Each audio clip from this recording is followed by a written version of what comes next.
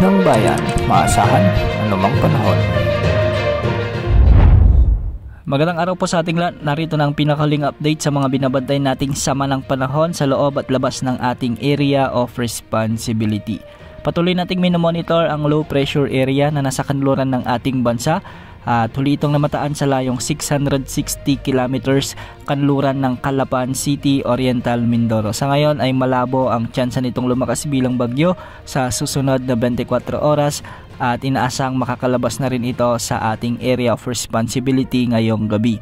Sa mga susunod na araw ay posibleng lumakas ito bilang bagyo pero malayo na ito sa ating kalupaan. Samantala, ang LPA naman na nasa silangan ng Quezon Province ay naging ganap ng bagyo at pinangalanan na ito ng Pag-asa bilang bagyong Mirasol. Ayon sa mga pagtataya, taglay na nito ngayon ang lakas ng hangin na umaabot sa 55 kilometers per hour malapit sa gitna nito at pagbugsong umaabot sa 70 kilometers per hour.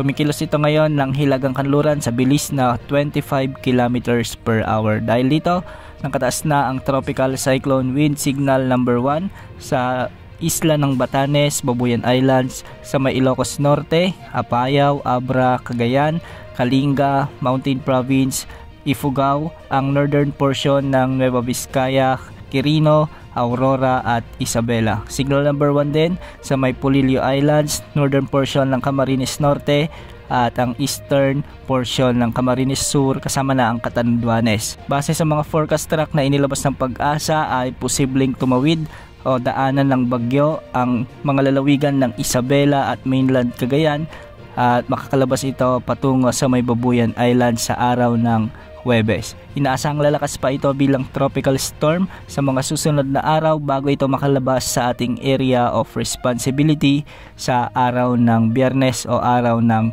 Huwebes. At dahil sa epekto ng bagyong Mirasol ay asahan ang maulap na kalangitan na may mga pag-ulan at pagbugso ng hangin sa Cagayan Valley, Cordillera Administrative Region, Aurora, Camarines Norte, Camarines Sur, Catanduanes at Polillo Islands. Pinag-iingat natin ang ating mga kababayan sa nabanggit na lugar sa banta ng mga biglang pagbaha at pagguho ng lupa, lalo na kung may mga umiiral na katamtaman at malalakas na pag-ulan. Samantala, dulot pa rin ng bagyong Mirasol, asahan din ang makulimlim na panahon na may mga pagbugso ng ulan at thunderstorms sa Metro Manila, Ilocos Region, Eastern Visayas, Marinduque at ang nalalabing bahagi ng Central Luzon, Calabarzon at Bicol Region. Pinag-iingat pa rin natin ang ating mga kababayan sa banta ng mga biglang pagbaha at pagguho ng lupa kung may mga katamtaman at minsan ay malalakas na pag-ulan. Samantala, sa Western Visayas, Negros Island Region, Zamboanga Peninsula, Northern Mindanao, BARMM,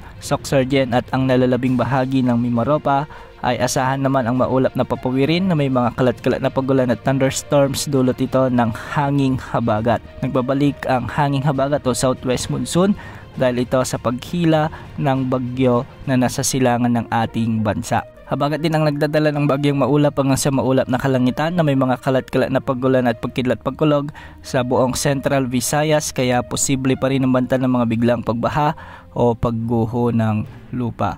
Para naman sa nalalabing bahagi ng Mindanao ay asahan ang mga pag-ulan sa mga oras na ito hanggang sa mga susunod na oras dahil sa pag-iral naman ng mga localized thunderstorms. Mag-ingat pa rin po sa banta ng mga pagbaha at pagguho ng lupa lalo na kung may mga umiiral na severe thunderstorms. Ngayong araw may nakataas na weather advisory dulot ito ng bagyong Mirasol sa bahagi ng Cagayan, Isabela, Quirino at Aurora. Ang mga lugar na ito ay posibleng makaranas ng mula 50 hanggang 100 millimeters na pag-ulan. Maliban sa bagyo at LPA na nasa kanluran ng ating bansa, posibleng may mamuong samagpalang panahon sa silangan ng ating area of responsibility sa mga susunod na araw. Naasahan ring papasok ito sa ating area of responsibility at papangalanan natin sa local name na bagyong Nando. Antabayan na ng mga susunod na updates o call sa mga sama ng panahon na ito. Yan muna ang latest sa lagay ng panahon. Ito po ang weather update ng bayan, maasahan